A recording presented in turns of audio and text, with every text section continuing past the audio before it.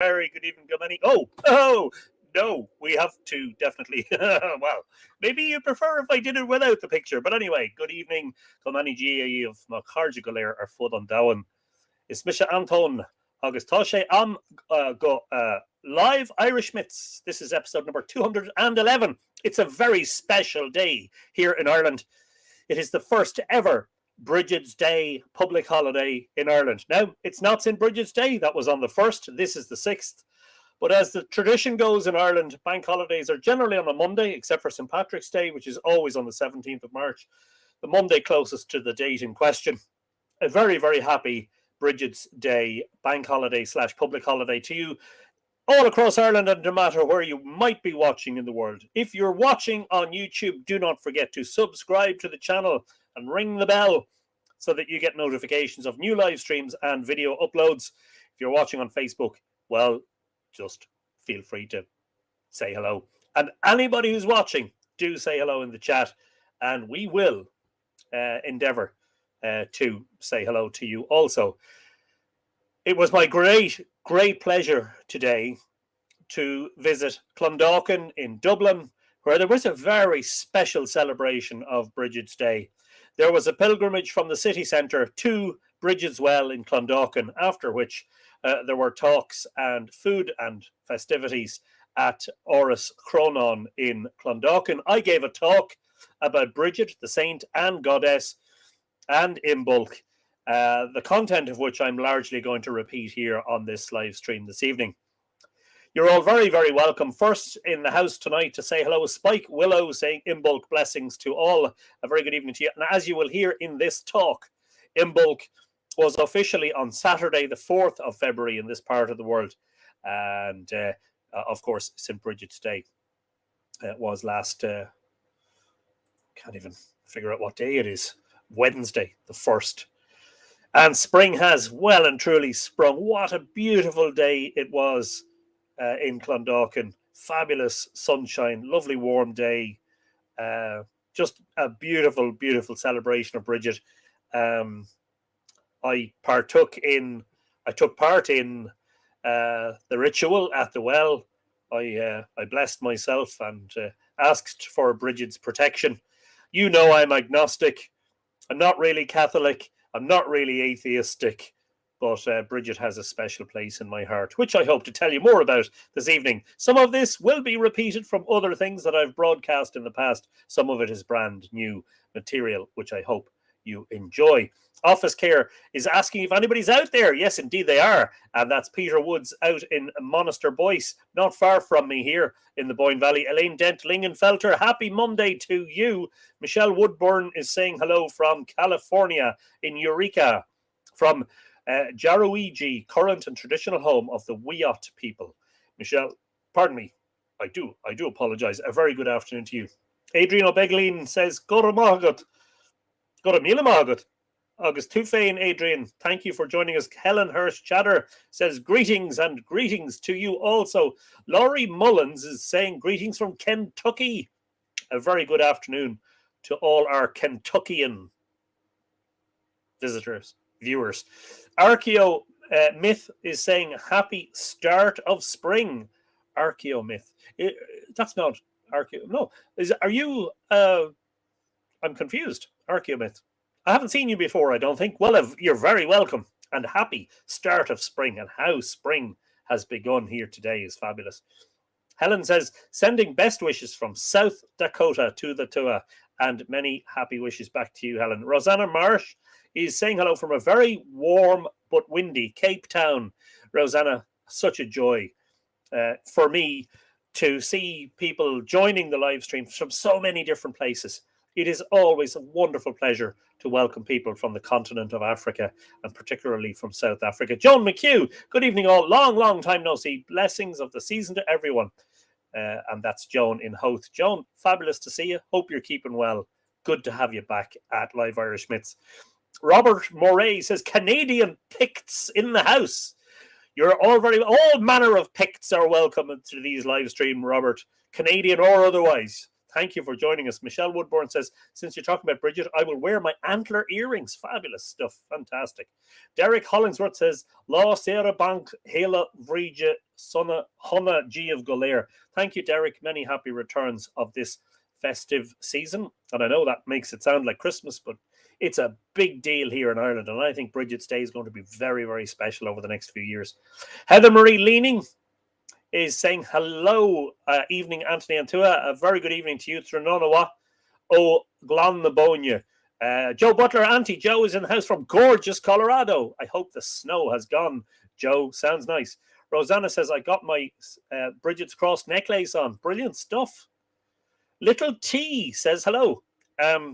Make mine a little tea, just a half a spoon of sugar, please, and a drop of milk. Thank you. Little T, you're very, very welcome to Live Irish Myths. Ali Gisil, I have no idea how to pronounce that. I'm sure it has a deep meaning to you. I apologize for not knowing what that is. Hello from Tucson. And hello to all our Arizonian friends. Grace Walker's in the house. Giaguch, Grace. Ban Giaguch. Goddess be with you. Michael Pike is in the house. Hello, Michael. Good afternoon to you. Thank you for joining us. And Scott Doherty is saying hello to everyone. Hope you are all well. I'm in good form and can't speak for everyone else, but I imagine they'll be in the same fine fettle they're always in. Miriam McChira says, that's wonderful. Brilliant stuff, Miriam. Great to see you again. And Michelle says, I have my Bridget's Cross on and I am not working. Even better again. We get a day off thanks to Bridget, you know. And Grace Walker is extending blessings to all. Alva Kelly says, happy Imbolc to all the Tua. It's going to be a great year, Sláinte. I'll raise a glass to that. A glass of the finest Boyne water.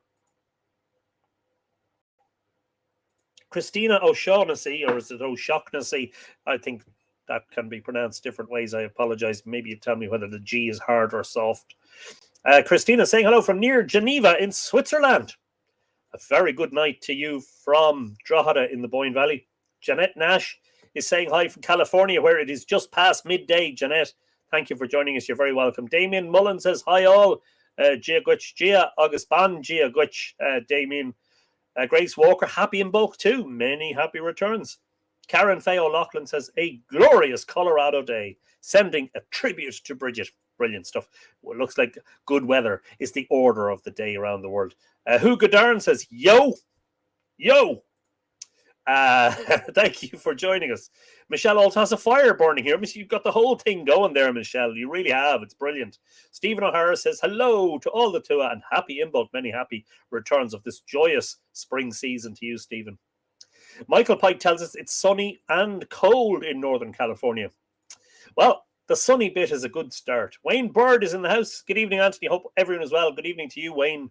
Thanks for joining us on tonight's live stream. Sheila Gunn is in sunny Canada.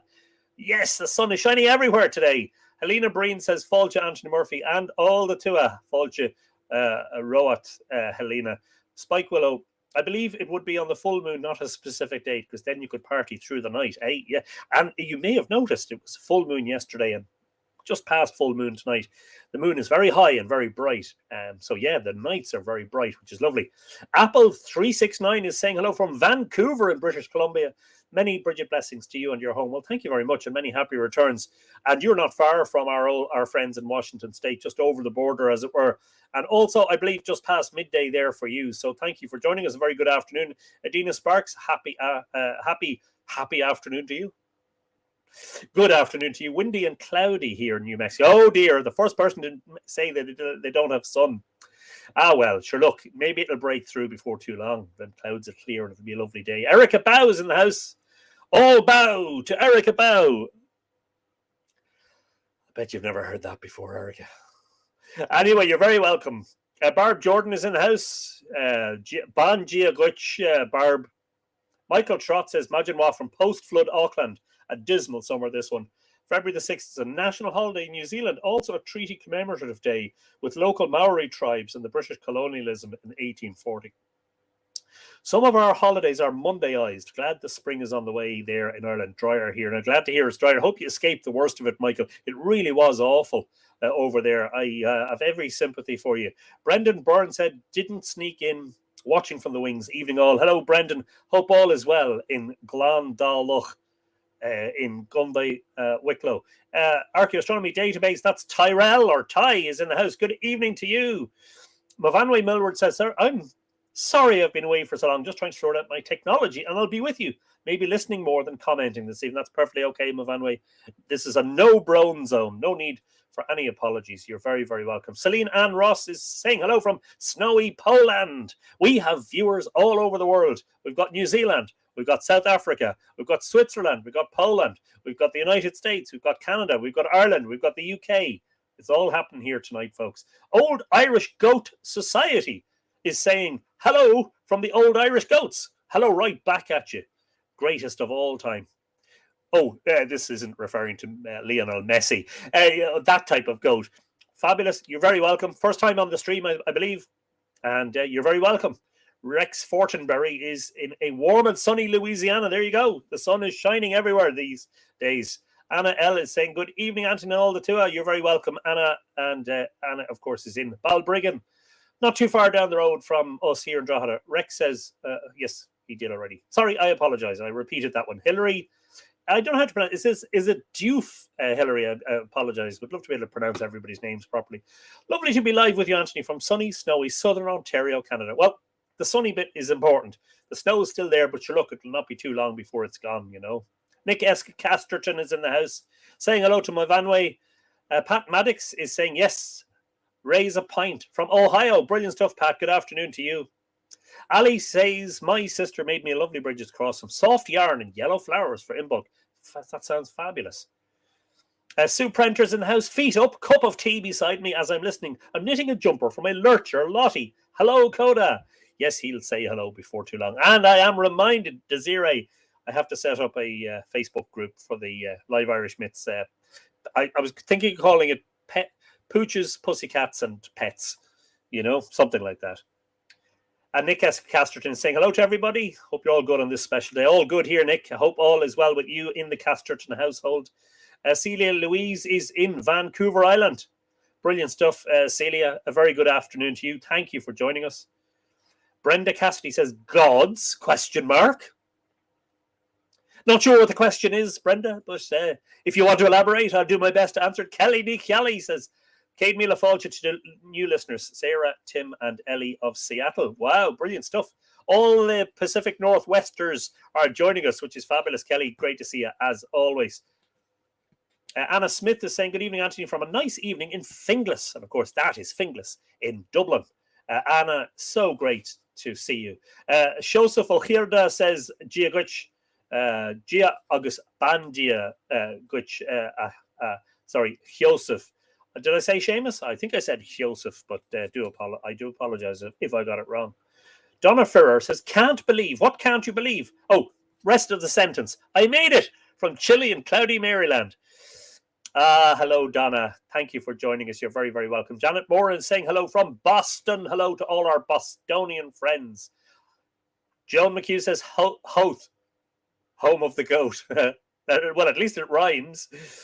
How many followers now, Anthony? I don't know. You mean how many viewers right now? 76 on YouTube and Facebook. Diego Ferreira says, hello from Sao Paulo in Brazil. A very, very good afternoon to you, Diego. Thank you for joining us. Great to see so many new viewers on this live stream, Live Irish Myths. We're here every Monday at 8 p.m. Irish time, which is 3 p.m. New York, 12 noon Seattle. Not quite sure what time it is in Sao Paulo, but you are so very welcome. I haven't made a new Bridget's wheel for my new home. Need to get reeds, says Miriam. Very important. And yes, getting good reeds can be a challenge. Teresa K says, so nice to see you today from Mark and Teresa in Oregon. Again, more of the Pacific Northwesters join us, Teresa and Mark. You're so very welcome to Live Irish Myths. Thank you for joining us. As I say, lots and lots of new names today. Lots of new viewers. You're very, very welcome. Don't forget, if you're on Facebook, do join the Mythical Ireland community. And you'll get a great welcome over there. Kathleen Gallagher says, we went from 8 degrees a few days ago to near 50 degrees today in New York. Woohoo! Great reason to celebrate. There's Bridget unfurling the cloak of winter from the landscape. Nigel Plunkett is in the house. Hello, Nigel. Good evening to you. How about excuse me, Michael says, how about pooches, muggies, and all? That works. I'm happy out. Daniel Fagan, good evening, Anthony. Look forward to exploring Bridget. Yes, indeed. Daniel, are you the one that takes the photographs? Are you the one that took the photo of Tom's Forge? Was that you, or was that, am I imagining that? There was a fabulous photo of Tom on Goa working in his forge, shared, I believe, today on the Mythical Ireland community. Was that you? Fabulous, fabulous photograph. Really beautiful. And if it wasn't you, apologies. Yeah, that's you, isn't it, Daniel Fagan? Yeah, I see it on Goa. Brilliant picture. Thank you so much for sharing that. Look forward to exploring Bridget. Yes, indeed. Barb Jordan, love lurchers. I have a Magnus Greyhound. Brilliant stuff. Well, you can share all the pictures when we set up this new group for the pets. We'll share all our pictures, and it'll be a great, hootenanny. Kathleen Kane says, howdy from Colorado. A very good afternoon to all our Coloradoan friends. Kathleen, you're very welcome to Live Irish Myths. You have 18.7 thousand followers on YouTube, Anthony. Yes, indeed. And believe it or not, a combined total on social media, including Facebook, YouTube, Instagram, Twitter, of 130,000. So thank you all for following Mythical Ireland. Facebook user, who is, greetings from Rosslare, County Wexford. That's Michael Freeman. You're doing a brilliant job, Anthony. They say here that St. Bridget and St. Patrick once visited Rosslare and stayed in Kelly's Hotel. Don't believe it. It's a myth. Michael, so wonderful to hear from you. Are you the same Michael? We had a mutual friend in the late Simon Kennedy. Are you the same Michael? Thank you for dropping in and saying hello, and for the kind comments. Old Irish Goat Society, lovely to join. Very interested in the mythology of the old Irish goats. Up the Hoath goats. The goats are working there to prevent fires on the stunning Hoath headland. Brilliant stuff. Absolutely fabulous. Derek Hollingsworth says, Arvel to le Brian o Gavin in you. On Tober Jainta Aga is Aras Chrónáin. Brian O'Gavin. I'm not sure whether I met Brian today. I met a lot of people today who I didn't know, and I was introduced and given names, but I'm terrible at remembering names, so I may have done it. And if I did, hello to Brian, and if I didn't, well, there will be a next time, hopefully. Nocturnal Druid says hello from the Tennessee Appalachians. A very good afternoon to you, Nocturnal Druid, who's watching while we're in nighttime and you're in daytime. That's fascinating. You're very, very welcome to Live Irish Myths.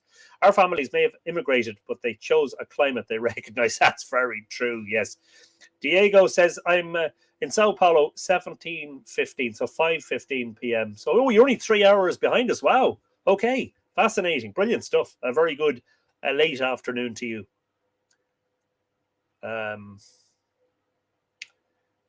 No, and that is Daniel. It's been confirmed by Miriam. Sandra Boothroyd, just caught you. Evening all. Hello, Sandra. Welcome to Live Irish Myths. That's right, says Daniel. Was indeed. Thanks for the lovely compliments. It was a great photograph. I admire the work of other photographers. I have just hats off. When I see a great image, I have to say, congratulations. Sandra says, Milo Greyhound in our house. All the pets and pooches now are being mentioned. Forest Bathing Walks Ireland says, hello from the foot of the Galties. Hello, indeed. Galty Moors and the Galty Bjugs. Is that Tipperary, is it? Very good evening to you. Thank you for joining us from the Galties. Cheryl Atchison is saying, hello from Washington State. I took St. Bridget for my confirmation name into the Catholic Church. I was very interested in her. She is fascinating, as I hope you will... you'll know anyway, but I hope you'll glean some more insights this evening. Janet Moran says 130,000. Wow! Congratulations, Anthony. Yeah, and it's rising all the time.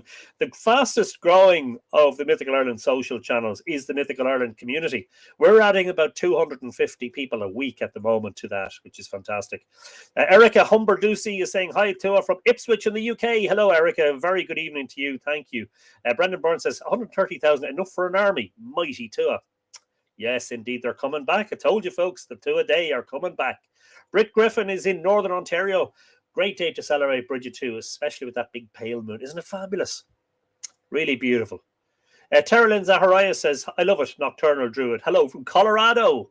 Another Colorado in the house. Terry Lynn, you're so welcome. Tom King on Gowa is in the house. Hello there, Anthony, and all the mighty Tua. Hope all in good fettle. As you might know, Tom presented or part presented last week's episode from here, right in this chair, in front of this camera, with this microphone. And what a great night of fun we had. It was great crack. What a significant day in the history of the state. National holiday for Bridget. Lovely working the forge today for Bridget. Wasn't it a fabulous day, Tom? Real stretch in a real rise in the sun and a stretch in the evening and all that stuff. Anyway, I've caught up with all the comments for now. Did you notice a spike in subs since the good old Tom King was on the radio? Yes.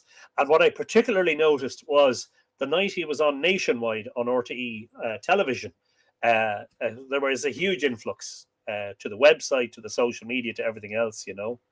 You're joking. I've missed so much excitement these last months. Well done, Tom. Well, Tom only went and won the Best Overall Product Award with his beautiful steel Brigid's Cross at Showcase 2023, a couple of weeks ago in the RDS in Dublin. Best Overall Product. He was one of 384 exhibitors showing off, was it 3,500 items and hand-forged items and handcrafted items and all that sort of stuff. And he won Best Overall Award. Nothing less. Brilliant, brilliant. So I am going to, I gave a talk today in Aras Chrónáin in Clondalkin, and I'm going to try and repeat it. I have a bit of a script, but I didn't sort of stick rigidly to it today. I veered off it quite a lot. And if I do that tonight, tonight's version of the talk might be slightly different than what I delivered today in Aras Chrónáin. That's perfectly okay. I did record the audio of today's talk, so I will upload that, probably for patrons first and foremost, and afterwards then for everyone else. I saw that on Facebook. I was very impressed. Very well-deserved win. Yes, indeed. Yes. We had a lady, I don't mind mentioning it, but it's just typical of how different people's opinions, how people can differ in their opinions. A number of weeks ago, probably 4 or 5 weeks ago, I had Tom on talking about his Brigid's Cross and, talking about where you could buy one and all the rest. There was a lady viewer on the live stream who left a long comment saying that she had to leave the live stream because she was embarrassed for us and that she felt that the Brigid's Cross was something that should never be sold. She'd been making them out of reeds for years. And, well, as I say, you're entitled to your opinion, and that's just the way it goes. But, of course, shortly afterwards, Tom went and won the Best Overall Award at Showcase 2023. And I think the overwhelming majority of people were truly in awe of such a beautiful creation. And of course, because he's an artist trying to make a living from his art, then he sells his art. What's he supposed to do? Give it away for nothing. Anyway, as I say, just an indication of how different people's opinions can be. I won't hold it against the lady in question. She said she was embarrassed. She had to leave the live stream. She was embarrassed for me and she was embarrassed for Tom. I don't know what you're embarrassed about, love. All I would say to you is that you forget that even the Catholic Church sells such things as mass cards and rosary beads. You know what I mean? They're horses for courses, different opinions, and you're entitled to it. There you go. Mariana Dunn is in the house. Late joining. Hope everyone's well. Well, we're just about to start. Perfect timing, I would say, Mariana. But of course, you've missed all the cheery hellos and where people are watching from around the world. And Helena says, rightly, well, he did give away his first one, which he did as a prize on Live Irish Myths. Was it for the quiz or was it for something else? But he did give away. And remember, the large cross is valued at €500. He told us last week on the live stream, I think, it takes about 18 or 20 hours of work to make one of those. So, anyway. Yeah, and Brendan reminds us that you pay to light a candle in the church. So. Anyway, so today's talk is about Bridget, Saint and Goddess, and it's also about Imbolc and Brigid's Day and this new bank holiday or public holiday. And so when we talk about Brigid, of course, the first question is always, who are we talking about? If you were talking to a strictly Catholic audience, you may be referring to the saint, who is one of the 3 patron saints of Ireland, along with St. Patrick and St. Columkill.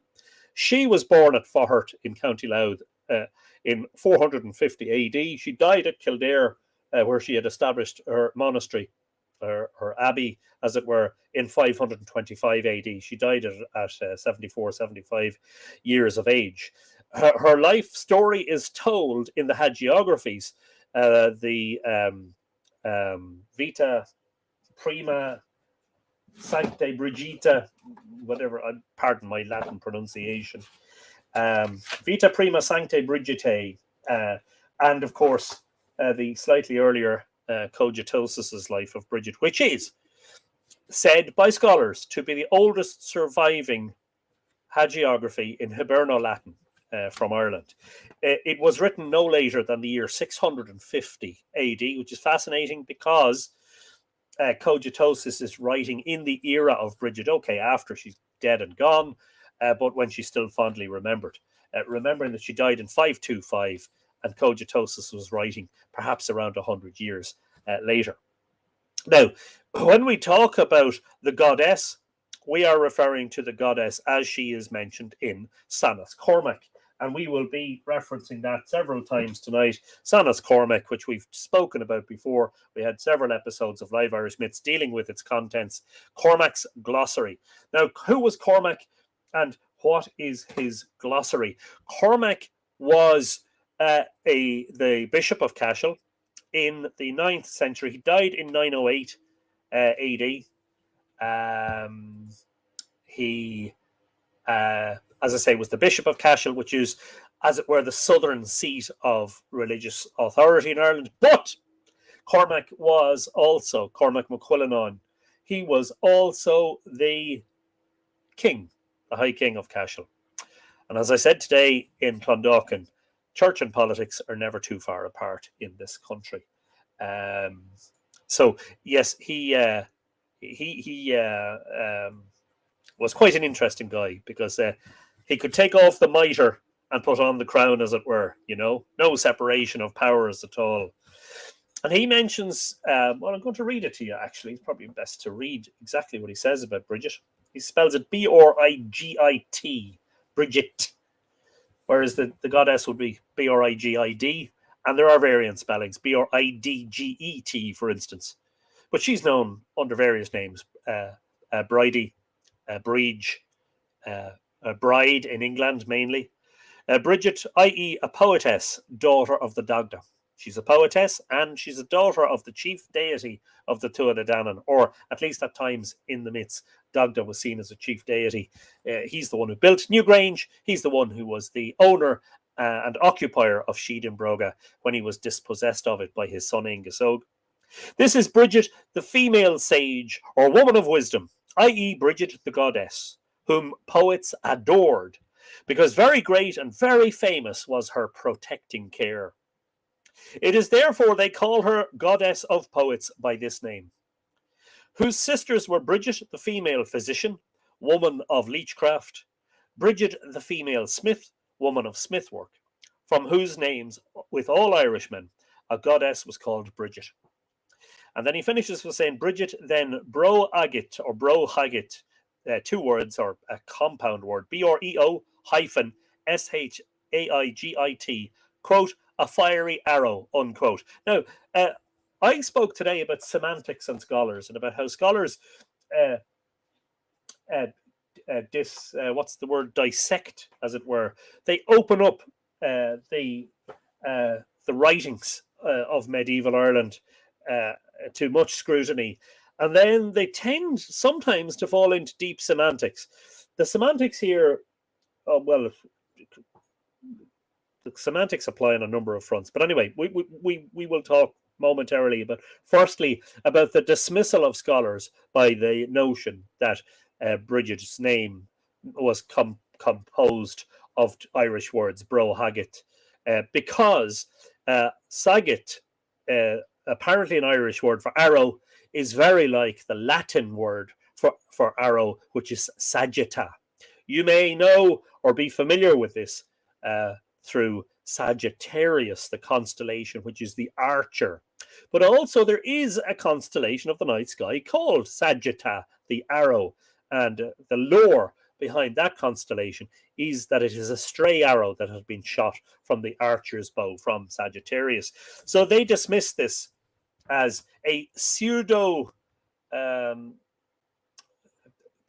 what's it called when you're etymology, a pseudo-etymology. And basically they dismiss it. And they dismiss other things, such as Cormac's entry for Imbolc, which he says derives from Oimelg. I think we had discussed that recently. I certainly have it in some of my blog posts. You may want to read further information on the Mythical Ireland website, mythicalireland.com. Go into the blog. I had 2 posts in the past week about Imbolc and Bridget that you might be interested in. But they dismiss that too. The Bro Haggett fiery arrow thing is dismissed out of hand as a false etymology. I think that's regrettable. It's almost as if sometimes they're throwing the baby out with the bathwater and everything else becomes suspect. They say that Brigid means the exalted one. They suggest that it's not a personal name so much as a title, and that maybe many goddesses were known under this title. Of course, there was a cult of Brigid on continental Europe, and the Brigantia tribe. Apparently, there's a connection there.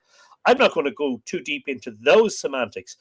But what I wanted to say was, and this is fascinating and important.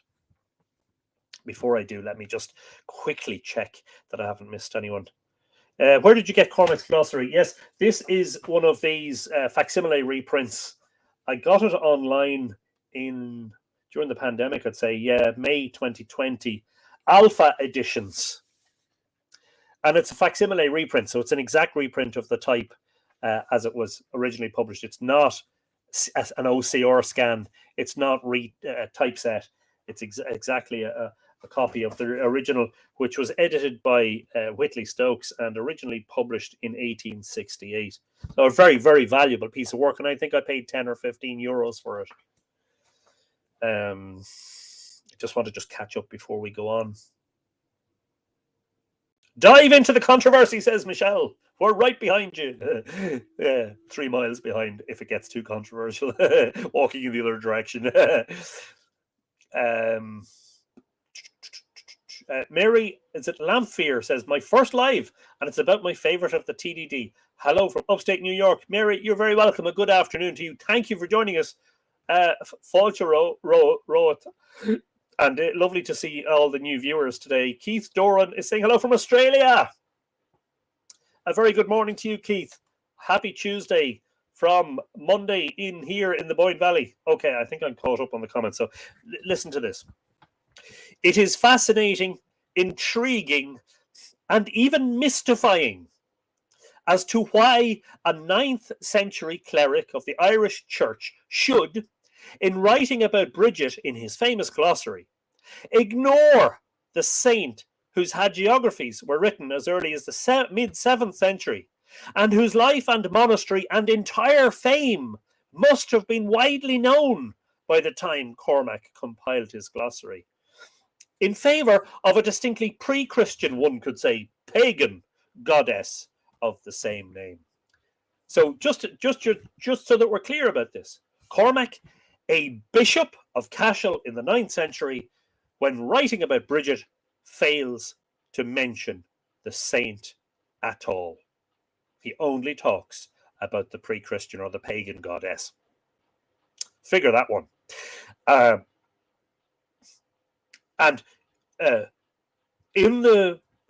At least for a couple of centuries after the establishment of her monastery, her abbey, whatever you want to call it, in Kildare.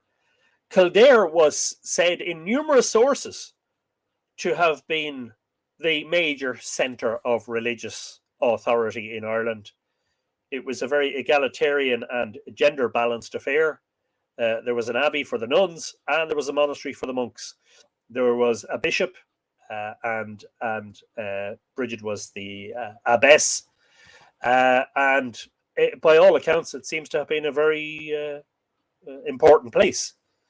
And yet, Cormac, writing from Cashel, which doesn't really, if you think about it, have probably, maybe, I know medieval history is complex, so maybe I'm simplifying it, but geographically, he probably doesn't have as much interest in demoting Kildare as the Inales did. And of course, the authority and the power and might of Armagh grew in conjunction with the O'Neill dynasty in the north.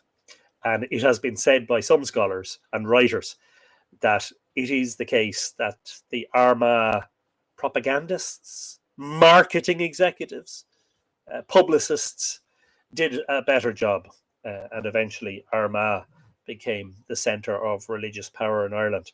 And of course, they promoted Patrick as the principal patron saint of the country. And Bridget got pushed into the shadows gradually.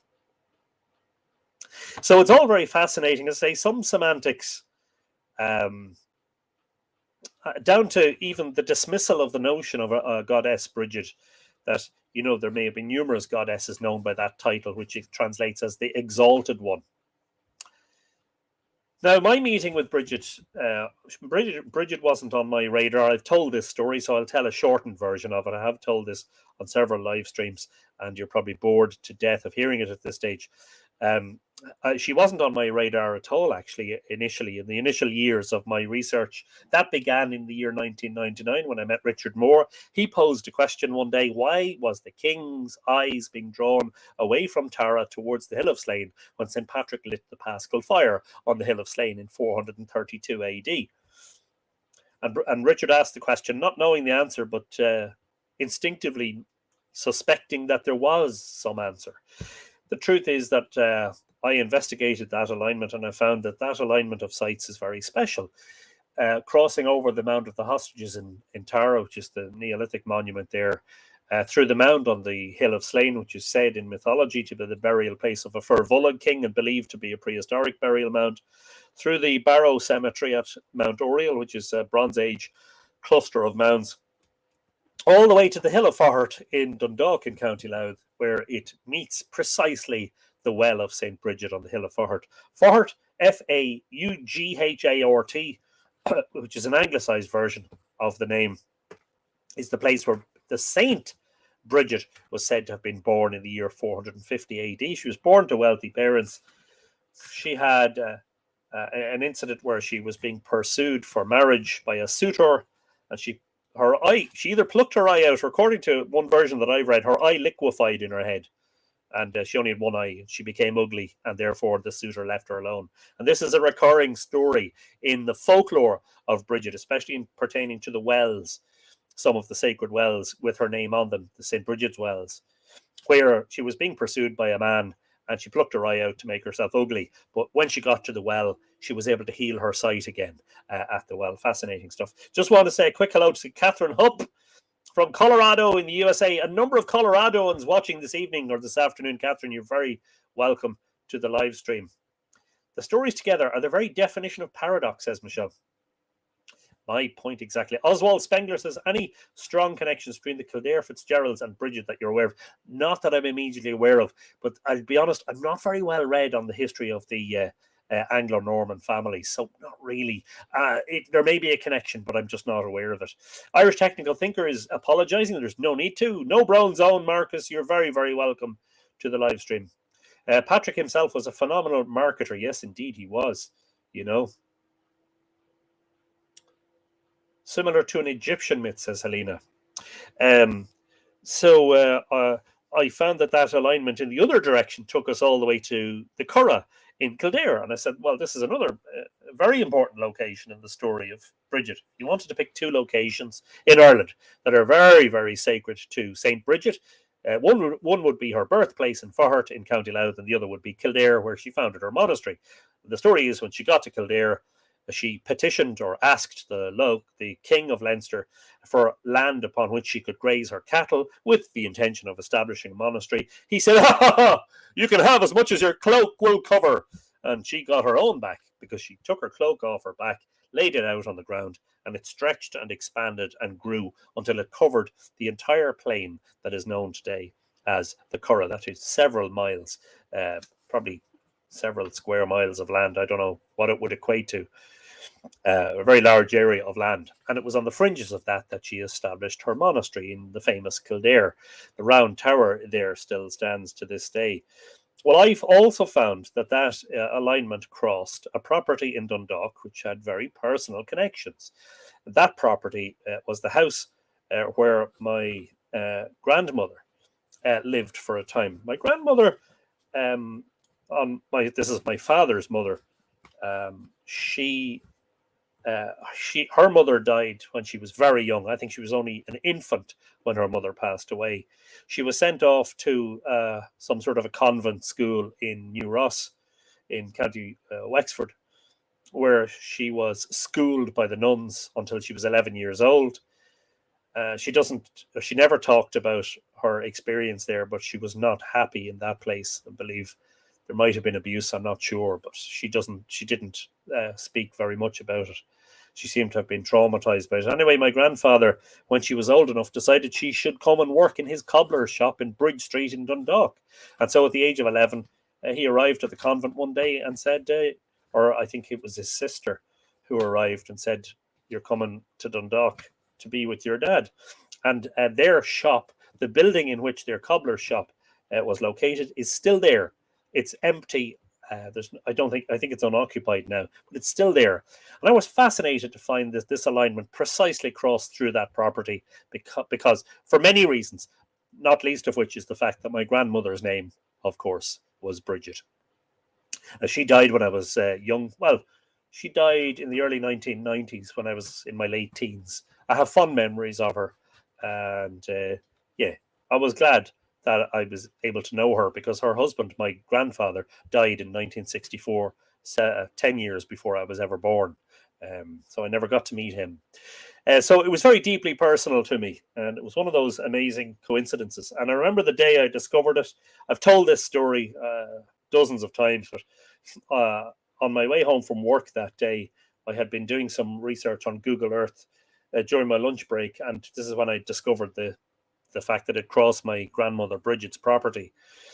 I got a phone call from the late Sean Gilmartin, and he said, "Hey, Anthony, I'm giving a talk in Balbriggan Library next week, and I thought you might be interested in coming along." I said, "Yeah, great stuff, Sean. What's the talk about?" St. Bridget, he says. She's like, I nearly crashed the car. I couldn't believe it, the amount of synchronicity that was happening around that. And then a couple of years later, I was given a talk in Baggot Street in Dublin at an event organised by Mary Condren, the wonderful Mary Condren. And that was when I met Karen Ward and Dolores Whelan. They listened to my talk about the alignment, and they decided to establish the Bridget's Way pilgrimage, which began in 2013 and has been going every year since, except for the pandemic year. So congratulations to those. Karen led a pilgrimage from Dublin city centre to Clondalkin, through the Brigid's Well in Clondalkin today, a distance of 11 kilometres. It was wonderful to see Karen again, a great friend of long standing. And it turned out that Karen and Dolores also both had cobblers in their family who lived somewhere along the Brigid's Way alignment. And the whole idea was that we all three had relatives who were involved in repairing shoes on a pilgrim route. And then on the first year, we crossed Sally Cox's land at Lisnawilly in Dundalk. And it emerged that Sally had spoken to a historian who's now deceased, Harold O'Sullivan. And Harold O'Sullivan said he had found documentary evidence of an ancient pilgrim path linking Faughart in Dundalk with Kildare in County Kildare. Fascinating stuff. So that's how Bridget entered my life. And I'm, as I said today, and as I said tonight, and I will say always, I'm agnostic. I don't pray to deities, as it were. I don't, I'm on the fence about religion and beliefs, but there's just something so fascinating and personal about it all that you sometimes just feel that, yeah, there is something else going on here. So Bridget has a place in my heart. I can't say otherwise. Now, yes, Spike says everything happens for a reason. You just have to be open to seeing it. Divine intervention, not coincidence, in my opinion. There are things that have happened in my life that I've spoken about before. We had an episode of Live Irish Myths in 2020 called Serendipity, Spontaneity and Synchronicity, or something like that. And you'll if you rewatch that episode, you'll get an impression of some of the ridiculously complex or ridiculously impossible coincidences that happened. The likelihood of these things happening is just so far out. They were laden with meaning. Michelle says, you just gave me a moment of total shock. You are my daughter's age. 1974. Good year. Same year Tom King was born, by the way. Just letting the cat out of the bag there. Visiting the Flame Keepers in Kildare in the 90s, every person there was random. We introduced ourselves and we all had the name Oak in where we were from. Magical. And of course, Kildare is the Oak Wood. Yes, indeed. Kildara. Brilliant stuff. Conrad Reeder is joining from Illinois. A very good afternoon to you, Conrad. Thank you for joining us. Hope you're enjoying live version. Miss Tarini Pendleton has joined us from Laguna Beach in California. Good afternoon to you too as well. She was woman before she was saint, says Joan. Yes, indeed. This is very powerfully obvious in all of this. Now, Bridget is one of Ireland's favourite women. And I met people today who were of a Catholic persuasion, and that's the way they grew up. And for them, Bridget was the saint through and through. I met others for whom she was definitely a goddess, a pre-Christian goddess. And I met others like myself who don't necessarily categorize her. I don't like the word pagan, as you know. I'm reluctant to use it. I think it's largely a pejorative word. Neo-pagan and the modern pagans, I know that's a different thing. That's not what I'm talking about. Bridget, for me, is just a powerful archetypal woman. And she makes a lot of sense to me, you know, and it resonates with my story. So she has a place in my heart. Does that mean there's a big birthday next year? Yes, indeed, it does, Joan. And I'm glad to report that that big birthday is next year, not this year. So I'm still on the right side of it. According to a Facebook user, who is that? Michael Keelan. Many a great man born in that year. Yes, indeed, Michael. That was also the year of your birth. I think we're the same age. Yeah, it's true, though. Great year for the birth of special men.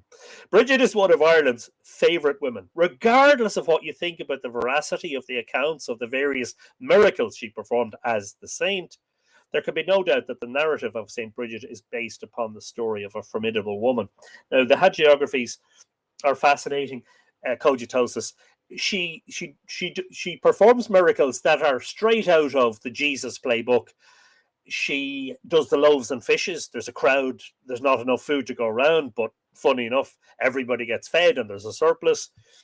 She heals the blind. She makes them see again. She brings the dead back to life. She's fascinating. The hagiographies really are an account of miracle after miracle after miracle. Snap, says Peter. Peter, were you born in 1974? Are you another 1974ian? Esther Windsor says, serendipity, Bridget, mother, Wexford, love, we. There you go. There's also a reason that you brought so many people together in a pandemic. Friends in a dark time. Thank you. Yeah, I made a lot of friends through this. I really did. I did it to keep myself sane, and it turned out to be the best thing I've ever done. Apart, that is, from get married and have kids. Just in case my kids are watching. Give me that tenner later. The reason she has become such an icon for the women of today, whose wish is to be treated as equals among men, and who work with every ounce of their will to bring equality into a world that has been constantly lopsided in favour of men throughout history, even down to the modern day, are quite clear. Even though she is known as a Christian figure, whose story probably emerges from an earlier pre-Christian deity, people who admire her are able and willing to see beyond the church propaganda and doctrine, and it seems clear they are able to disentangle her narrative from the ecclesiastical and political milieu which it is given in the hagiographies. You kept us all from going mental. Thank you, Marcus. I kept first and foremost myself from going mental because I was so uncertain and so anxious about everything. And you guys helped me keep it together. So it would have been nothing without people watching in, and what a community grew up around it. I use pre-Christian, don't like the word pagan either. There you go. Well, you share my beliefs about it. True, Anthony, I will never forget that hangover after meeting you and Anne with Mandy McCurl. I shudder still. Yeah, just to make you all jealous, folks. A while back, Mandy McCurl and Joan McHugh and Joan's sister and myself and my wife went on the tear in Drogheda and had a wonderful night. We all got drunk. We all had big hangovers the next day, but we had a wonderful, wonderful time. And that was one of the first time I'd actually met some of the Tua from the live streams. People who I could only see the names of and the comments of. It's lovely. And it's lovely to have met so many more of you in the intervening period. Of course, it may be convenient for some modern pagans that there was a goddess called Brigid. And undoubtedly there are some among that body of people who are uncomfortable with the church's supposed procurement of her character in pursuit of an agenda that is ultimately pro-patriarchal, who can truly say that they are based on the same archetype. We know so little about the goddess Bridget, and we know a huge amount about the saint.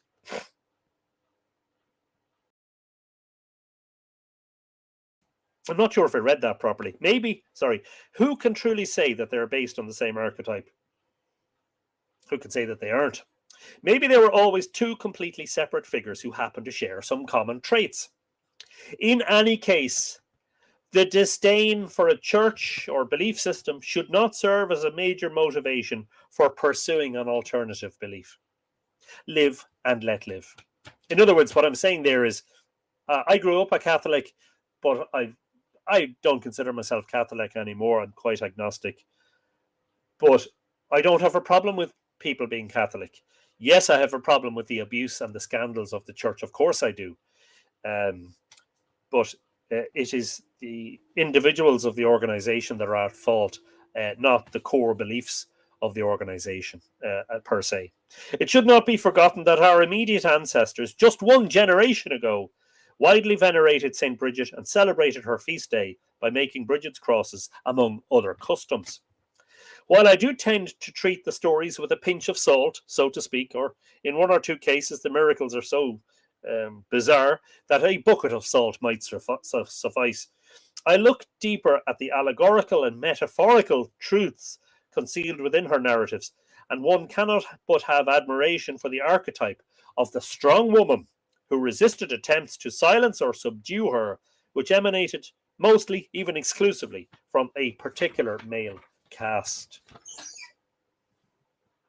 Just turning my heater down because it's nice and toasty here.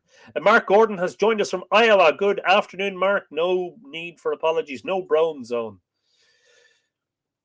She is admirable in her pursuit of independence and, of course, for her constant care for the sick, poor, the disabled, and those who have been downtrodden in society.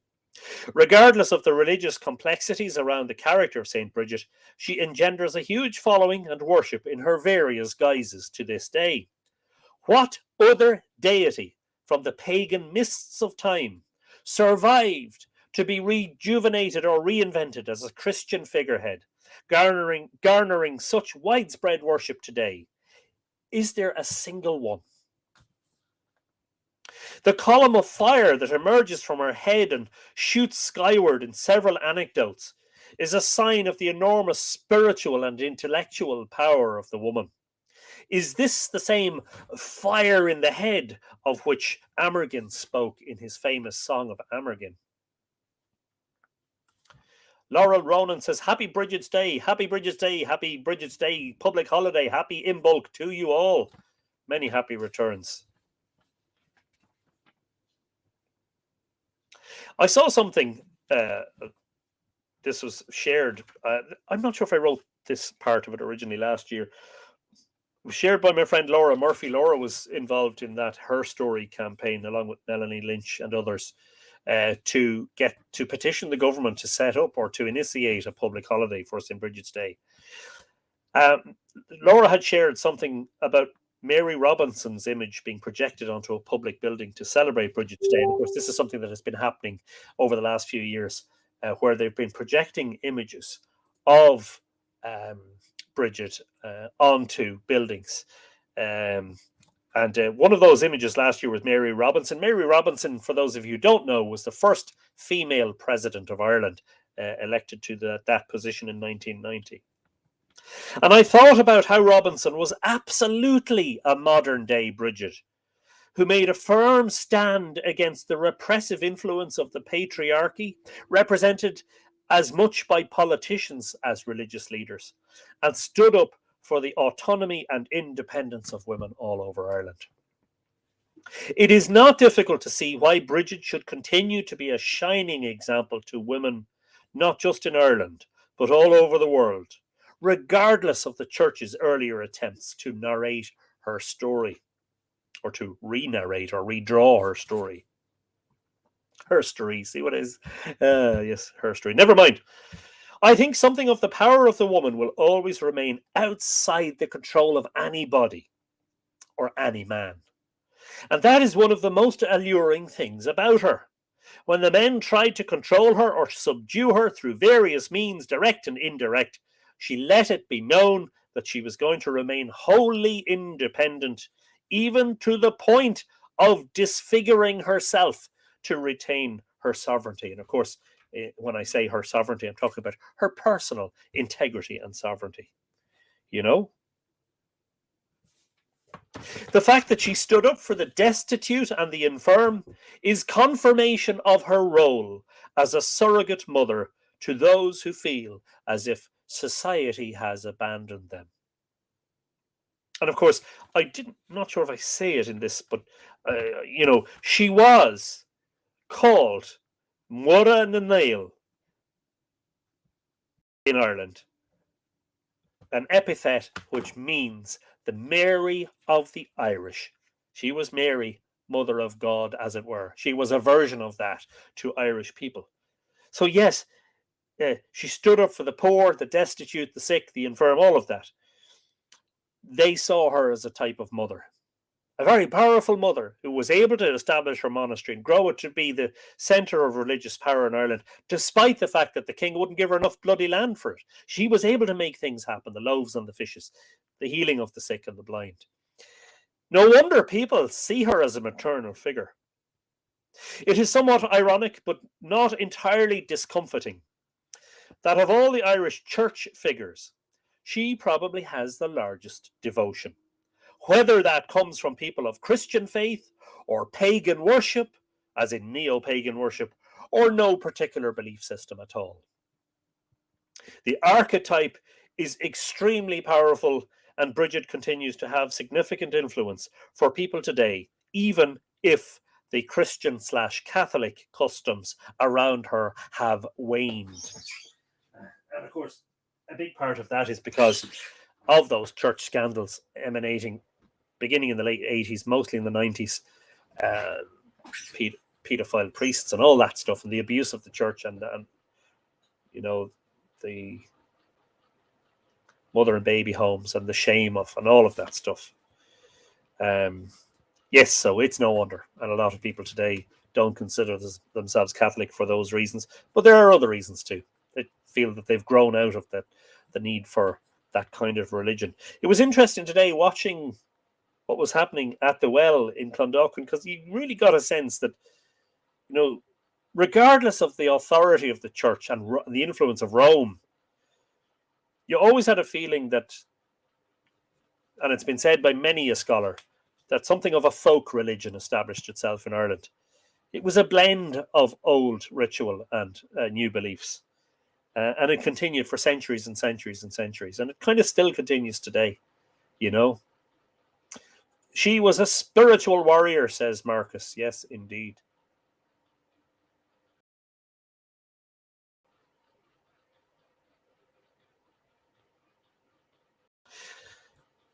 Today, millions of people around the world will call out her name. Well, this was actually originally written for St. Brigid's Day.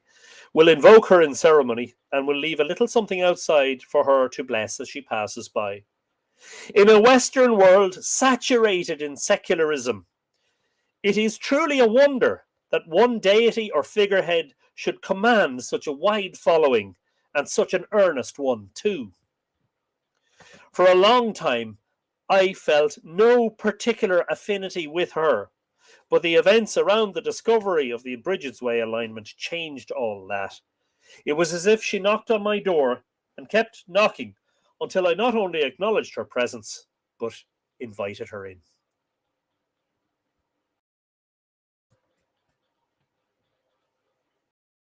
The singularly remarkable alignment of sacred sites, including Tara, Slane, and St. Bridget's Well at Fort, was itself fascinating. But that whole happenstance took on a distinctly personal resonance when I discovered that it passed through the property in Bridge Street. Of course, I've said that, so I'm going to skip that bit. Pardon me.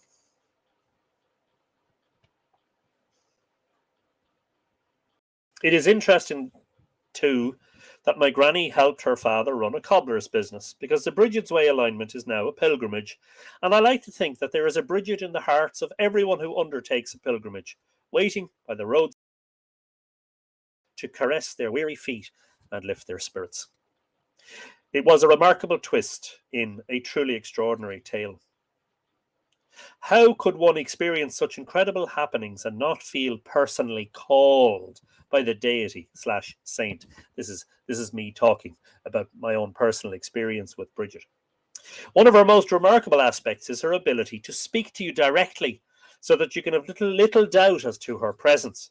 For a time, I may have heard the door knock, but ignored it. Bridget seems persistent to the point of knocking louder and louder until she knocks the door off its hinges and reveals her presence, whether it is convenient for you to acknowledge it or not. At that point, you have little choice but to let her in, but she is a welcome guest. I wonder if the powerful males with whom she came into contact in her hagiographies also experienced this very direct, powerful, and personal interaction with her.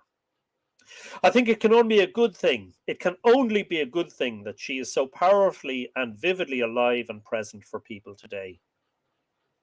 Secularism chokes and stomps upon the mystical and transcendent, and does not allow for the fanciful and archaic spiritual practices of old. And C.G. Jung, in his work, rightly claims that modern man is much impoverished as a result. That doesn't mean we go back to blind faith and dismissing science. Not at all. It means that there's a deeper meaning to religion, spirituality, ritual practice. Valerie Gallagher is in the house. Hello, Valerie. You're very welcome too. Live Irish Meats. Live Irish Meats? Yes, sausages and beef for sale on here today in Live Irish Meats. Live Irish Meats 211. Pizza, says John McHugh.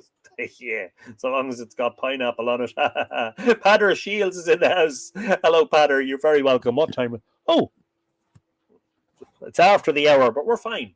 I'll go for another while. And there's a threshold aspect to Bridget's story. Bridget stands at the threshold of the old and the new and refuses to budge. And we should be glad that this is the case. She was born at the threshold of a home, and that is a significant metaphor for what she represents. Celine Ann Rose, without showing your comment on screen, I'm getting to that, believe it or not. And I mentioned that today. So there you go. She is a woman of two worlds, of two states of mind, of two ways of seeing the world. She is a saint and she's a goddess. She's pagan and she's Christian, or pre-Christian and Christian. Who among us shares her holistic vision? The world needs that right now. She is Dananesque in her ability to stand between worlds and show us different perspectives on particular situations, where we might be instinctively inclined to see things from just one point of view. Bridget is blessed among all the deities of old in that she retains an ability to be relevant in a world that is filled with scientific dogma, absolute mantras, or blind faith, such that she possesses an agency that transcends the sensitivities of our faith or our lack of it. With Bridget, it is less a case of believing and more a case of experiencing. Believing that she is an agent of the goodness that resides in each and every one of us, she invites us to totter on the brink of doubt and absolute belief, and asks that perhaps we envision a third perspective, another possibility. We should not blindly fall either side of the threshold, but see it as an invitation to behold the two sides of the story that are presented to us, faith and secularism, and remain comfortably between the two. You can see how much of this is subjective writing on my part. She seems to hold no particular demands of my agnosticism. And what I mean by that, if you weren't able to, I hope I'm not condescending, but what I mean by that is she doesn't demand of me that I worship her in her Christian or her pre-Christian guise. I think she's quite comfortable in the threshold between the two. Perhaps it is the case that Bridget tells us that our agnosticism is where true humanity can not just exist, but in fact thrive. Anne McCallum, hello, squeaky door and all that. Make sure to oil it on your way back out. At the end, don't leave now. You're very welcome. I am grateful to have had her presence in my journey through myth and landscape. The myth and landscape of the soul, too. Especially as that presence has been accompanied by such magic and awe that one can only surmise that she is the rare personification of the otherworldly agency that can persuade us to become the whole person that we were born to be.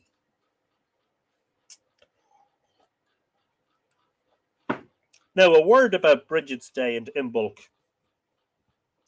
Many of you will know that the 1st of February is the date upon which St. Brigid's Day is always celebrated in Ireland. Of course, we've confused things now. Our government has initiated a public holiday to celebrate Brigid's Day, which will not always take place on the 1st. It will take place on the Monday closest to the 1st. In this case, today is that public holiday. It is the 6th of February, 5 days after Brigid's Day. You may have also heard of Imbolc or Imbolc, Imbolg or Imbolc, the ancient and probably pre-Christian cross-quarter festival marking the beginning of spring. In this age of the internet, some of this is featured in a blog post on the Mythical Ireland website that I published a couple of days ago. In this age of the internet, social media and search engines,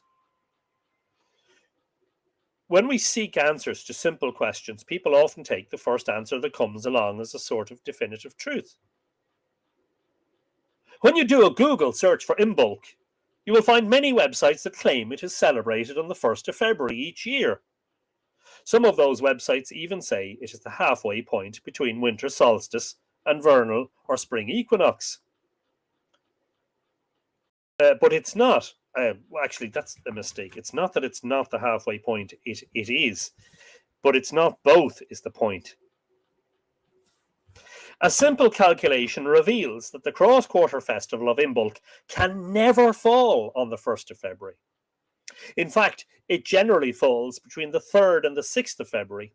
It is a movable feast because of such things as leap years, and because the moment of winter solstice, the sun's lowest declination, does not always occur on the 21st of December, and the vernal equinox does not always fall on the 20th of March. Every year on 1st of February, without fail, I see many Facebook profiles, groups and pages wishing everybody a happy Imbolc. I do not celebrate Imbolc on the 1st of February because of the previously mentioned fact that it cannot fall on the 1st of February. I should also mention that as an agnostic, I don't celebrate the cross-quarter days with any sort of ritual, rather just preferring to acknowledge in my own quiet way the genius of distant ancestors. And indeed, those who built the passage tombs 5,000 years ago are not actually genetically ancestors of ours, who constructed huge astronomically aligned monuments all those millennia ago. The fact that St. Brigid's Day is celebrated on the 1st of February is most likely a convenience of the Gregorian calendar. The fact that it falls close to the date of Imbolc is significant and probably tells us something of probable common origins of both celebrations. Probable, Anthony. I'm proofreading my own copy here. Shouldn't use probable and probably and probable in the same sentence. Just as Christmas Day falls about 4 days after winter solstice, and Easter is calculated by the first full moon after vernal equinox, Brigid's Day conveniently occurs close to a significant solar astronomical date. Imbolc is the time of the year when the Yo's milk comes, Ewe or Yo, E-W-E, which is precisely the meaning Cormac gives for Imbolc in his famous 9th century glossary. I say 10th century, but I miscalculated. He died in 908. His glossary was most likely written in the 9th century. Oi melk, the beginning of spring, i.e. oi melag, 2 words, o for the I, meaning a yo, and melg, meaning a milk. That is the time that the sheep's milk comes. Now, as I said earlier, the semantics of the scholars, they would suggest that oi melg is a false etymology. Yes. I doubted myself as to whether that was the right word for a moment. It is a curious, if not fascinating, quirk of Cormac's glossary that under his entry for Bridget, he writes entirely about the pagan or pre-Christian Bridget, we said this already, the one who was a poetess, daughter of the Dagda. Dagda was the chief of the Tuatha Dé Danann, the deities who were associated with the Stone Age monuments in mythology. He was the one who built Newgrange, Sheed and Broga, and who controlled the weather and the harvest. Cormac, a bishop and king of Cashel, does not refer to the Saint Bridget, even though he was a religious man, and her hagiographies, in other words, the saint biographies, date as early as the 6th century. In other words, by the time Cormac was writing, Bridget must have been well known as a saint, and of course, Kildare had grown into a significant Christian centre of power. Cormac makes no mention either of Bridget. Sorry, I sounded like I was narrating a horse race there. Cormac makes no mention of Bridget when he comes in the really coming up in the back straight, with the final hurdle, blah blah blah blah. Cormac makes no mention either of Bridget when he writes about Oimelg or Imbolc. There may never have been a distinct connection between Bridget, either the pagan or Christian Bridget, and Imbolc, but there are more learned scholars than me who may be able to shed light on that subject. We can fairly quickly determine the actual date of Imbolc 2023 using simple maths. And Imbolc is said to lie, as Imbolc is said to lie halfway between winter solstice and vernal equinox, measured in days, not in the apparent position of the sun on the horizon on those days, for reasons that we have discussed in other live streams, but because the sun slows down at the solstice as it speeds up at the equinoxes, it's not an even movement. Just having a listen on my ham radio for 3 Yankee 0 Juliet, which is Bouvet Island. It's the second most wanted entity. There's a team active from there at the moment, apparently on 10 megahertz. How could I possibly get distracted by these things in the middle of a live stream? Anthony, focus.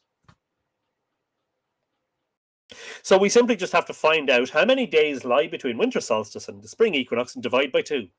Winter solstice 2022, which I was delighted to celebrate at Sheed and Broga or Newgrange for 5 mornings last December, fell at exactly 9:47 p.m. on 21st of December, Wednesday. Excuse me, that was the moment of the sun's lowest declination in the sky. Spring equinox 2023 will occur at 9:24 p.m. on Monday, the 20th of March 2023. That's the moment at which the sun's path on the ecliptic crosses the celestial equator on its way north. There are, according to my calculations, 89 days between 21st of December 2022 and 20th of March 2023. Divide that 89 by 2 and we get 44.5 days. Adding those 44.5 days to the 21st of December, we come to 4th of February 2023, the date of the cross-quarter day of Imbolc 2023. Easy peasy. So in other words, don't post Happy Imbolc on the 1st of February. If you want evidence that this is an astronomical date that was marked in pre-Christian and, in fact, prehistoric Ireland, you only need to visit Duan na Níl, the mound of the hostages at Tara, or Cairns U or L at Lough Crew, at Slieve na Calia and Carnbon, which are all aligned towards sunrise at that time of year when the sun is halfway between winter solstice and spring equinox in days.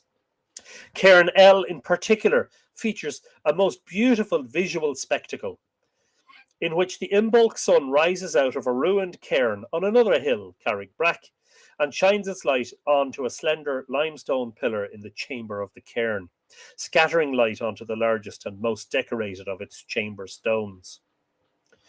But the cross-quarter dates are not just arbitrary mathematical calculations. They all coincide with observable and noticeable changes in the weather, in the length of day, and in the landscape itself. Imbolc is the time when the ewes come into milk, when the first flowers appear, the snowdrops, the daffodils, and when the day noticeably lengthens. Bealtaine, the next cross-quarter date, halfway between spring equinox and summer solstice, marks the beginning of summer and the trees coming into leaf. The whole landscape becomes vibrantly vivid. Vibrantly alive and verdant and vivid. Lunasa, halfway between summer solstice and autumn equinox, marks the beginning of the harvest when the crops are ripe and ready for reaping. And of course, that is the one of the four cross quarters that had the greatest amount of celebration attached to it.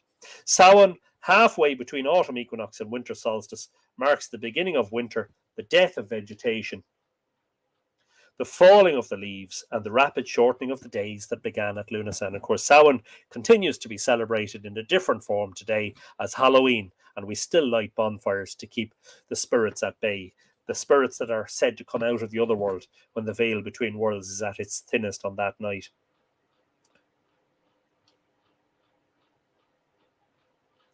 Laura Murphy, who I mentioned earlier in this live stream and today at Clondalkin, is saying a quick hello. Quick check-in as I'm still flat out on Brigid PR work. A big thank you, and Bridget Abu. Bridget's Way unlocked so much. A big key to her consciousness rising. We'll listen in full tomorrow. Well, I hope you enjoy the listen back, Laura. Thanks for saying hello, and congratulations to you and everyone else involved in getting Bridget's Day marked with a public holiday. And yes, I didn't mention, but earlier, Laura participated in the inaugural St. Bridget's Way. I'm getting mixed up. Laura participated in the inaugural Bridget's Way pilgrimage in 2013. That's 10 years ago this year, Laura. So there you go. And a big hello to Laura, and a big thank you to you and all of those involved in the great work behind the scenes. The cross-quarter dates are distinct visual clues to the drama of the seasons and the changing patterns of the year, and all can be related to agriculture. The builders of the Neolithic monuments of Ireland were this country's pioneering farmers. Last Saturday, 4th of February, was officially Imbolc. As convenient as the modern calendar might be, it does not take much heed of the pre-Christian calendar, which was in use here in the deep mists of prehistory. Today also I had some thoughts about the Brigid's Cross as a cosmological symbol. You know, the centre and the four legs. In early cosmography, the centre of the island of Ireland is a sacred one, Isle na Miran at Ishnach, the stone of divisions, the place where the four provinces of Ireland met at a sacred fifth province. And all this is associated with Eru, a sort of early national goddess, certainly a tutelary or guardian goddess. And fascinatingly, just like Brigid, the goddess as described by Cormac in his glossary, Eru was one of a triune or triplicate or trinity of female deities, a sort of 3-in-1 deity. She was Eru, Banba, and Fola. The Milesians, through their negotiator and bard Amergin, had to parley with all three in order to secure sovereignty over the island. The exalted one, Brigid, was also a triune, according to Cormac.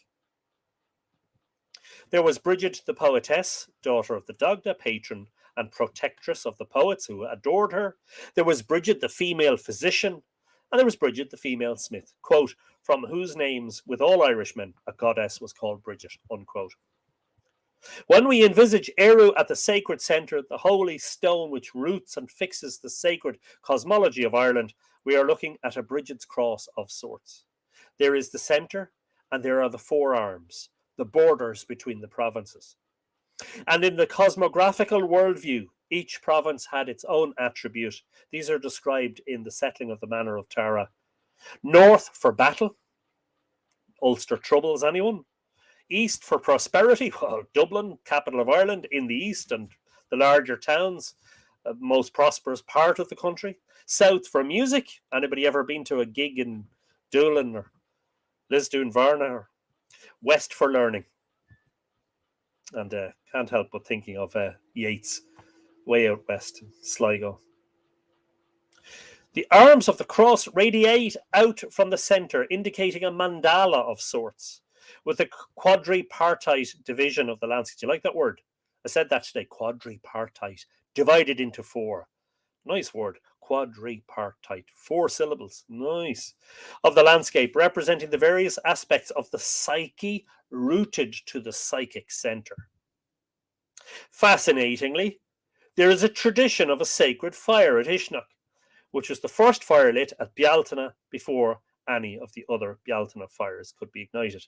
And here, of course, the cross-quarter date is the next one, the one beginning, which begins summer, Imbolc being the beginning of spring.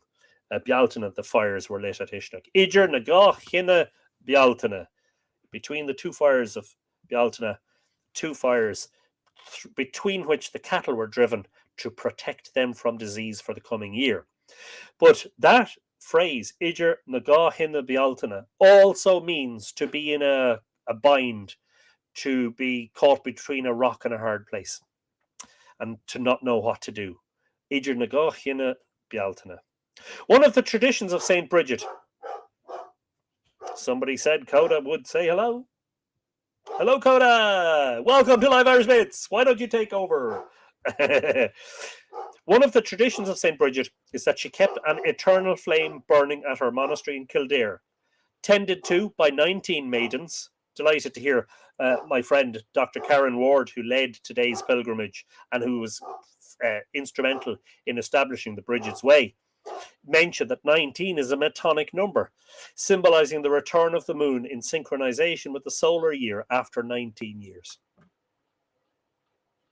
A similar cosmography to Uisneach pertains at the Hill of Tara, where 5 great roads were said to radiate out into the landscape from the political centre of Ireland. Here too is a tradition of sacred central fire, the fire of pre-Christian Easter, which was lit by the High King at Tara as a signal that the other sacred fires could be lit. Patrick defied the laws of the time when he lit the Paschal fire at nearby Slane in 432 AD, infuriating the king and simultaneously announcing the arrival of Christianity to Ireland.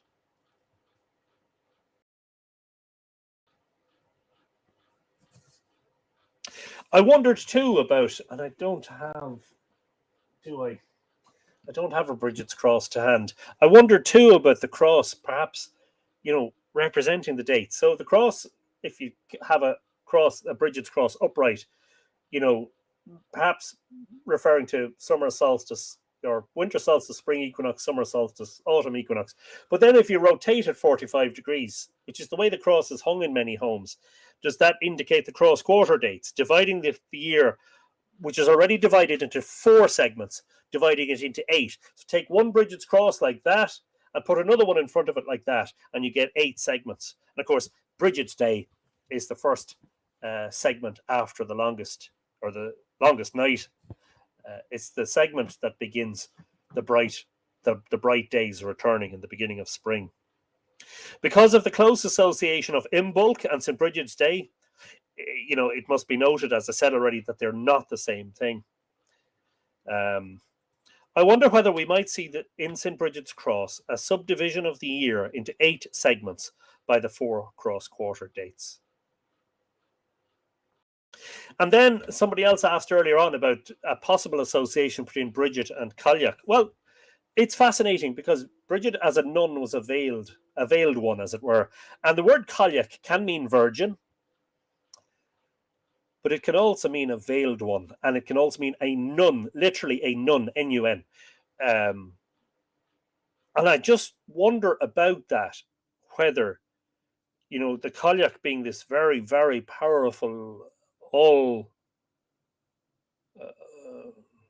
present or omnipresent deity of the prehistoric times. I think she's Neolithic. I think she may even be pre-Neolithic. Whose name is left in so many stories and landscape features and townlands and place names all over Ireland. As Brigid indeed has done. I just wonder whether there might be a connection between Brigid and Cailleach. I also discussed briefly the idea or the notion that Brigid and Bowen may have similarities. Bowen, remember, defied the men, Nectan's cupbearers, for instance. She stood up to them and insisted upon her right to look into Nectan's well. There are many wells associated with Brigid. At some of those wells, the story is that she restored her sight, having plucked her eye out to discourage a suitor, or aka stalker or pest. The fact that Bowen lost an eye at Nectan's well is interesting in this regard. So this idea of either losing or gaining sight at the wells. The main healing property of the St. Brigid's well at Clondalkin, I was told today, is to do with the eyes and sight. So they asked you to take a rag and dip it in the water and to bless yourself in any way that you wanted and in any area that you felt needed attention, which I did. But Karen suggested that we absolutely bless our eyes because of that curative and healing power of the water of that well. And so on to something of a conclusion. Well, it only remains me to congratulate Herstory and those involved in petitioning the government for a public holiday in honour of St. Bridget. Laura Murphy, who is here or was here a moment ago, it was one of those. Melanie Lynch, Tracy O'Connor, and others. The petition gathered, I think, 16,000 signatures. Laura presented a letter to the Taoiseach after he had made an apology about the mother and baby homes, which Laura felt hadn't gone far enough. And Laura is the daughter of a mother and baby home survivor. Well, I suppose all we can say is that it's about time. You know, we've seen this St. Patrick's Day mushroom into this gigantic international celebration of all things Irish. I mean, there's entire rivers in America. I don't know, it was in Boston or elsewhere, where the rivers are turned green on St. Patrick's Day. It's turned into a huge celebration of Irishness, and the women have been forgotten. We forget that Patrick had a wife or a mother or a consort, according to pre-famine myth or folk belief, and her name was Sheila, and her day was the 18th of March, the day after St. Patrick's Day. So it's about time that Bridget was given a national holiday. It will be interesting to see how Bridget's Day develops as a national festival or celebration. And the early indications are that it will become something quite big. There were a whole series of events in Clondalkin this weekend and in other places. I think Rathcrohan had a Bridget celebration. Forgive me for not naming them all. I think there was a Bridget event at Ishnock. There were there's one of the biggest festivals at this time of year is the Bridget of Fahart Festival, organised by my good friend Dolores Whelan and Roisin and others in that part of the world. So it'll be interesting to see how it develops over the next few years. And indeed, it will also be interesting to observe the changes that take place in the country now that equality has taken centre stage with the creation of this national day. It will be interesting also to see if there will be an increase in the number of newborn girls being named Bridget. A couple of generations ago, a huge number of women or baby girls were called Bridget. There was definitely a religious fanaticism in the 20th century. A lot of housing estates were named after, or housing estates here in Drogheda that are named after distinctly sort of Catholic saints and personages. There are, the miracle of Lourdes is commemorated in the name of Our Lady of Lourdes Church in Drogheda, Our Lady of Lourdes Hospital, etc., etc. So a couple of generations ago, if you were a girl, the chances are your name was either Mary, Bridget, or Bernadette, which are all religious names. Now, in 2020, less than 3 years ago, only 23 girls in Ireland were named Bridget. And in 2021, that number had fallen to 20. The name Bridget has fallen out of favour. I don't know if that's because, and I can only speculate, if that's because it was seen as a wholly Catholic thing. And because a lot of people have moved away from naming their kids after Catholic patron saints or Catholic figureheads. But it will certainly be interesting to see if there, and I suspect there will be, a resurgence in the name Bridget over the next number of years as a result of the public holiday and the resurgence of interest in Bridget, the figure who does not conform to any particular religious system. The one that we've been talking about, the threshold Bridget. Maybe the threshold upon which she was born was the threshold between paganism and Catholicism. But it'll be fascinating to see in the future name censuses or censi. Is it censuses? It'll be interesting to see if there's an increase in popularity in the name Bridget. And so all that remains for me to say is thank you, Bridget, and thank you, Herstory. It only took 1,500 years, but better late than never. Happy Bridget's Day, public holiday, to all of you in Ireland, and indeed all of you who are watching in various parts of the world. I will try now to catch up on comments and questions. Freezing, apparently. Am I freezing? Yes, I'm having trouble here, says Mavanway. Oh, okay. There was an old Bridget blessing, says Adrian, that my ma said in Irish to do it north, east, south, and west. She said it was originally done with ashes, putting out the fire in-house each night, but I cannot remember words for now. Do you know what? You'll probably find that on duchas.ie, the school's folklore archive, Adrian. There's tons of stuff on there, a recording.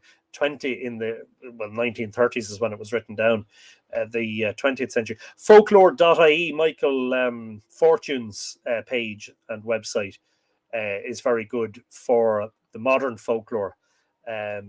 If you were to comment or to send him a message, he may be able to tell you exactly. If Michael doesn't know, nobody will know. Brendan says the little folk are playing a few games tonight. Sotunar, who I didn't say hello to earlier. Hello there. There was even an Irish dialect of Latin, but Irish itself is older than Latin, correct and right. I reckon Irish scholars a generation ago said Irish bedded down in Ireland in the Iron Age. There's an increasing body of evidence to suggest it was the Bronze Age. It is one of the survivors of the earliest separation of Indo-European languages, I believe. In Glastonbury, there are a lot of events for Bridget's Day. Yeah, that's fascinating because, of course, if you watch the Finding Bridget documentary on RTE, which was televised last week and should be available to watch on the RTE player, I was fascinated when I went to Glastonbury to learn that Bridget had apparently been there. There were people from Glastonbury interviewed, and of course there is a big following there. She settled or lived for a time at a place called Beckery.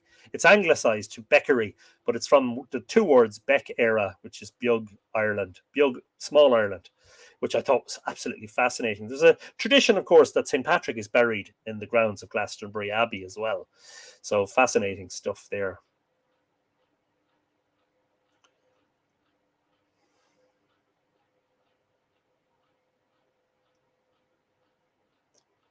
Go on, Sheila, says Joan McHugh.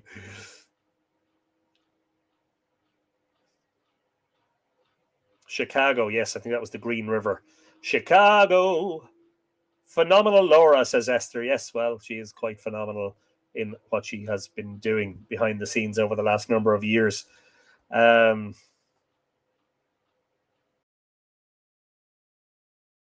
are sites where Bowen may be related to the Cailleach. Yeah, well, Bui, the goddess mentioned in conjunction with Nouth, is said to be the Cailleach Bui. Bui and Boan, there's so many similarities.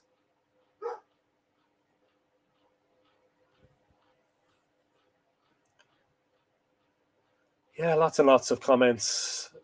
Helena Breen, that comment was from earlier when you put one cross in front of the other and you do that, you get a wheel with 8 spokes. You do, you get the wheel of the year.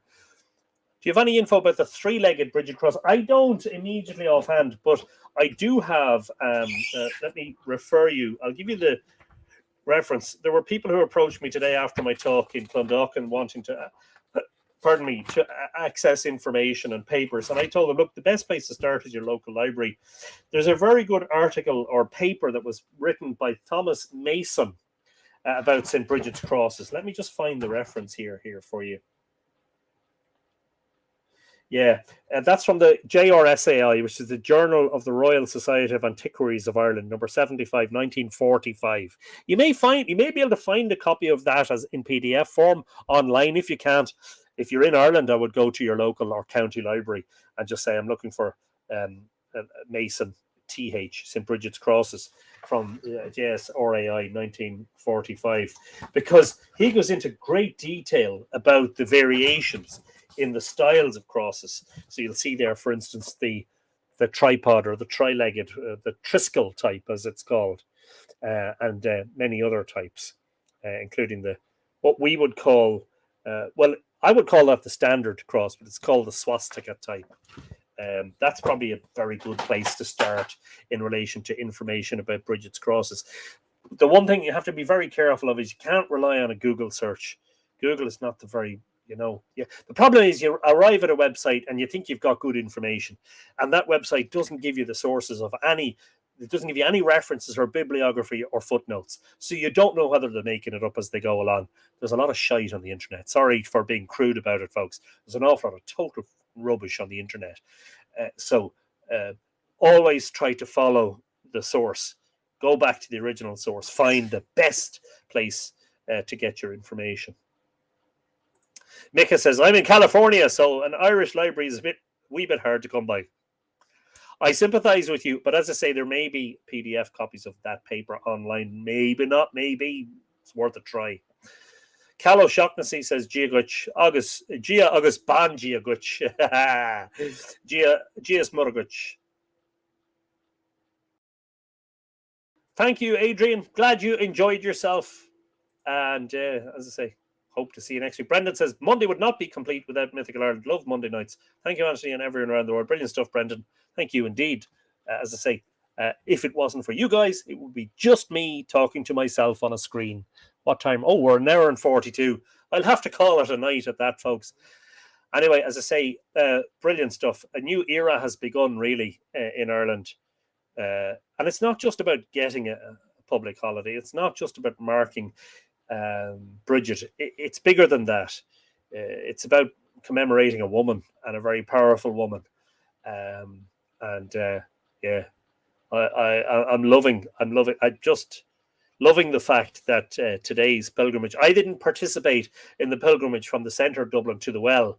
I participated in the festivities at the well, and then the short pilgrimage back to the centre, Aras Chrónáin, where the talks and cross making were going on. But I was overwhelmed almost by the beauty of the day, the warmth of the sun, the brightness of the sun, the blue sky with scattered clouds, and just that real feeling that spring had come. Thank you, Bridget. Thank you for that. And what a way to celebrate. So, Láféile Bríde Honna Díobh Galéir. I'm a bit late with that one. Láféile Imbolc Honna Díobh Galéir. I'm also a bit late with that one. But most importantly, folks, thank you for joining us. Hope you have a great day. Wherever you are in the world, if you're on the other side of the world, you're starting your Tuesday, have a wonderful day. To all my friends in America, South America, Canada, have a wonderful rest of your day. To all my friends in Ireland and UK and Europe, I hope you have a great night. Ikawa Kolosov, Slán go Fóil, and of course the most important one of all, Tóg go Bogé. See you all very soon.